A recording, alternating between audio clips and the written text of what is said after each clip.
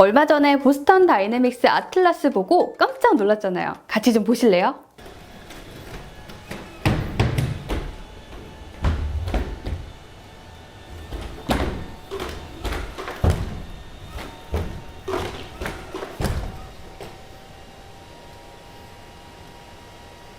현대자동차 모델 BTS가 강아지처럼 생긴 깜찍한 로봇이랑 이 아틀라스랑 칼군무 추는 거 봤을 때도 한참을 넋 놓고 봤었는데요. 현대차가 인수한 보스턴 다이내믹스 로봇들이 다음엔 어디서 누구랑 뭐 하고 있을까 점점 궁금해집니다. 로봇 전쟁에 최근에는 테슬라까지 등장했어요. If you think about what we're doing right now with the cars, Tesla is arguably the world's biggest robotics company because our cars are 일론 머스크가 휴머노이드 로봇인 테슬라봇을 공개하면서 우리는 사실 로봇 회사랍니다 라는 뜬금포 발언을 했거든요. 자, 혹시 현대차 저격한 거 아닌가 이런 생각했었는데 이런 기사들도 진작에 떴었습니다. 자동차 회사들이 앞다퉈 로봇 개발 경쟁을 벌이는 이유 뭘까요? 테슬라가 미국 현지 시간으로 지난 8월 19일에 AI 데이 온라인 행사에서 휴머노이드 로봇 테슬라봇을 공개하고 로봇 시장 진출을 선언합니다. 이때 일론 머스크는 테슬라는 세계 최대의 로보틱스 회사라는 말을 했어요. 머스크와 일정 수준의 자각이 있는 로봇이 바퀴를 단 게 테슬라 자동차다. 그리고 테슬라 봇은 이런 차를 인간의 형태로 변화시킨 것이라고 보면 된다. 자, 이렇게 설명을 했죠. 조금 감이 오신다고요? 네, 결국 이런 말인 것 같아요. 우리가 잘 만드는 전기차 그리고 앞으로 세상을 지배할 자율주행차나 로봇이나 근본은 같다. 머스크는 테슬라 봇은 친절하게 인간을 섬기는 존재가 될 거라면서 테슬라 자동차에 탑재된 것과 똑같은 완전 자율주행 컴퓨터를 로봇에 장착한 거고 우리가 만든 로봇은 사람을 대신해서 위험하고 반복적이고 지루한 작업을 할 거다. 이렇게 호언장담도 했습니다. 테슬라 봇은 키 172cm, 무게 57kg 정도의 인간형 로봇인데요. 1시간에 8km를 달릴 수 있고요. 총 20kg의 짐을 옮길 수 있다고 해요. 아, 이 정도면 저보다 낫네요. 머리에는 총 8대의 카메라를 포함한 오토파일럿 시스템이 있고요. 심장부라 할 수 있는 흉통에는 심장 대신 FSD 컴퓨터를 달았네요. 사실 자동차 제조사가 로봇 공학을 연구 개발하는 사례는 테슬라가 처음은 아닌데요. 혼다가 1996년에 아시모라는 로봇을 완성차 업체 최초로 선보였었고요. 닛산 자동차는 2008년 물체가 가까워지면 피하는 로봇 자동차를 내놨죠. 자동으로 움직이는 자율주행 의자를 개발하기도 했고요. 도요타는 말동무해주는 미니 로봇, 농구 로봇의 가사도우미 로봇도 만들었어요. 보스턴 다이내믹스를 인수하려고도 했을 만큼 또 로봇의 진심이었네요. 현대차는 2020년 말에 11억 달러, 원화로 1조 2,400억이나 투자를 해서 걷고 뛰어 화제가 됐던 휴머노이드 로봇 회사 보스턴 다이내믹스를 인수했는데 MIT 마크 레이버트 교수가 학내 벤처로 시작했다가 회사가 된 보획 로봇 업체였습니다. 와, 로봇이 걷네? 기업들을 홀렸죠. 구글의 모기업인 알파벳 품에 갔다가 다시 소프트뱅크가 인수했고요. 현대차 품에까지 안긴 매력 넘치는 로봇 회사입니다. 네 발로 걷고 두 발로 걷고 치타처럼 뛰는 치타 로봇에 화성 탐사까지 보낼 정도로 휴머노이드 로봇의 대가죠. 세상에서 가장 혁신적이고 신뢰할 수 있는 자율주행 기술을 개발하여 고객에게 새로운 이동 경험을 실현시키겠습니다. 세계 최고 수준의 수소연료전지 기술을 자동차는 물론 다양한 분야에 활용하여 인류의 미래 친환경 에너지 솔루션으로 자리 잡게 할 것입니다. 보스턴 다이내믹스 지분 인수는 정의선 회장님이 승진하고 나서 처음으로 이뤄진 기업 지분 인수였는데요. 이미 수석 부회장 시절에도 자율주행하는 미국 기업 앱티브 인수한 다음에요. 자율주행 합작법인 모셔널을 만들어서 미국에서 완벽한 무인 택시, 로봇택시 시험하고 있었는데요. 회장 되자마자 이번에 사비까지 털어 무려 1조나 주고 사온 게 보스턴 다이내믹스였다는 얘기죠.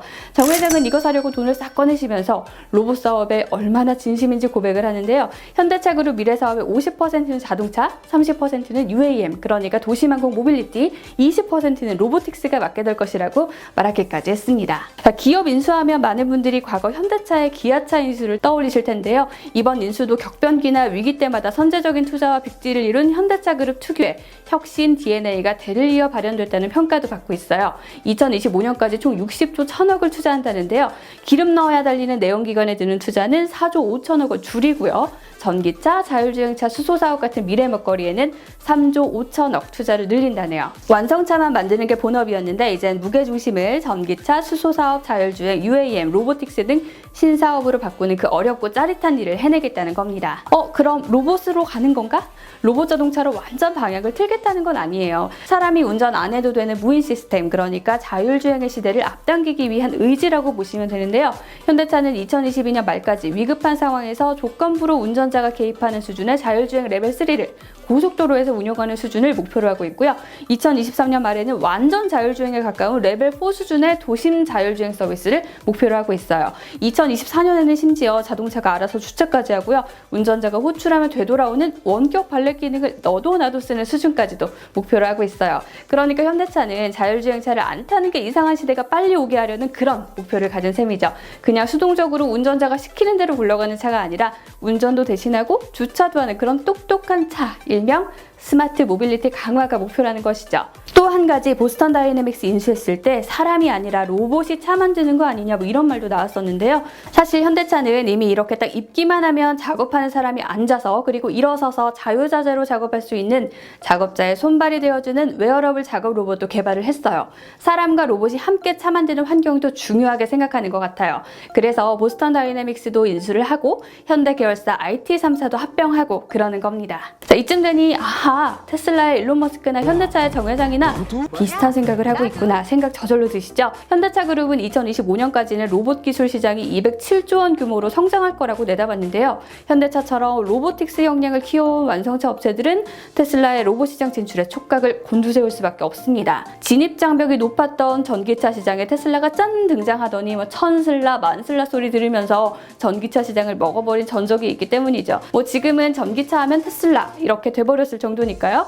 이제 현대차와 테슬라가 겨루는 시대가 온 건가 싶은데 사실 회의적인 시각도 만만치가 않아요. 테슬라 로봇이 차량과 비슷한 기술을 사용하기 때문에 더욱 신뢰할 수 없다는 보도, 자율주행차 사고 31건 중 25건이 테슬라 오토파일럿 때문이었고 심지어 10명을 사망했다는 지적, CNN도 지나친 야심이라면서 테슬라는 기존에도 발표 및 출시 일정을 지키지 못한 적이 많다고 꼬집었고요. 블룸버그도 비전은 좋은데 비전만으로 판매 시작하고 막상 포장 뜯어보면 시제품 수준이더라고 비판을 했어요. 거의 허풍선이 남작 취급을 받고 있는 일론 머스크 아닌가 싶을 정도인데요.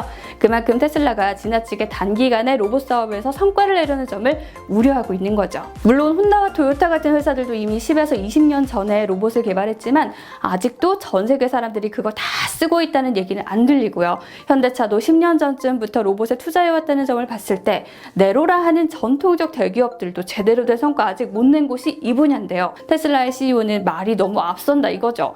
물론 전 세계에서 테슬라 차 100만 대가 모은 자율주행 데이터나 슈퍼컴퓨터, 인공지능 데이터를 분류하는 라벨링 조직까지 다 회사 안에 집결시켜 놓은 테슬라의 역량은 절대 무시 못하는 거 사실이고요. 차랑 로봇이랑 같다면 결국 이 로봇도 무시할 만한 로봇은 아니지만요. 우주선을 땅에 주차시키는 그 어려운 일까지 해낸 일론 머스크지만 현실적으로 무리라는 전망도 꽤 많은 것 같습니다. 일단 보스턴 다이내믹스까지 업은 이상 겉으로 보기에는 현대의 로봇 개발 사업이 앞서 있지 않나 싶고요. 테슬라가 변죽을 울리면서 요란하게 쫓아가고 있는 모양새인데요. 주목받는 세계의 자동차 기업들이 이렇게 로봇 개발에 열을 올리는 건 로봇 기술이 미래 모빌리티에서 진짜 중요한 거구나 라는 생각은 안 할 수가 없네요. 미래 자동차 시대는 라떼는 말이야 안 통하는 그야말로 180도 바뀐 새로운 차, 기술, 서비스가 필요할 텐데요. 고도의 로봇 기술이 그 모든 것의 바탕이 된다는 겁니다. 차 속에 들어있던 로봇이 어리버리하면 사고 나겠죠. 로봇 안에 들어가는 부품 어마어마하죠. 각각의 부품을 완벽하게 통제해야 하는 게 기본이겠고요. 상황 대처 능력은 사람보다 나아야겠고요. 그냥 온갖 것을 감지하고 대응해야 하다 보니 결국 로봇을 활용하려면 인공지능의 모의 한 12차 산업혁명까지는 이루어져야 할 것 같아요. 그래서 미래의 모빌리티 분야는 최첨단 로봇 기술과 함께 갈 수밖에 없고요. 일론 머스크가 말한 것처럼 로봇 기술과 자율주행 기술은 근본적으로는 다르지가 않기도 하죠. 내연기관이 사라지고 공간이 확 넓어진 전기차 속에서 인간 운전자 대신 자율주행을 탑재한 로봇의 등장은 우리가 말했던 시간과 공간이란 걸 예전과 다르게 가져올지 모르겠습니다. 실제로 PwC는요 2030년까지 개인의 주행 거리가 23%나 늘어날 걸로 내다봤죠. 이 중 40%는 자율주행차가 대신 알려줄 거고요. 사실 로봇 때문에 최근에 살짝 허풍쟁이 취급받게 된 일론 머스크는요 과거에도 이 비슷한 전적이 꽤 있었습니다. 특히 지난 2019년 테슬라 발표회에서 2020년 내로 100만 대의 로보택시가 도로 위를 다닐 거다라고 예고했지만 아직까지 단 한 대의 로보택시도 운용되지 않고 있죠. 테슬라는 세계 최대의 로보틱스 회사라고 천명한 일론 머스크가 테슬라 봇으로 로보택시 허풍의 굴욕을 넘어설 수 있을지, BTS와 함께 칼군무까지 주는 로봇들을 이미 보유한 현대차는 이후 로봇을 통한 어떤 놀라운 모빌리티 기술을 갑자기 들고 나올 수 있을지 흥미롭게 기다려봐야겠습니다. 자, 지금까지 함께 와주신 여러분들 좋아요와 구독도 눌러주시고요. 언제나 마음도 인생도 찐 부자이시길 바라겠습니다. 다음에 또 만나요.